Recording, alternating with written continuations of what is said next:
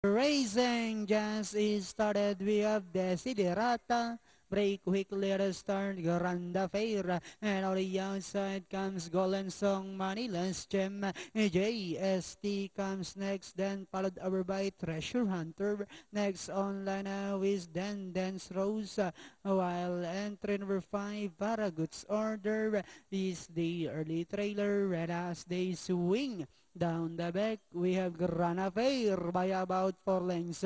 Desiderata in second. Manila's Gem is racing in third. Golden Song is down in fourth. Treasure Hunter moving up. JST. Then Dance Rose comes next. While Paragood's Order still racing lengths.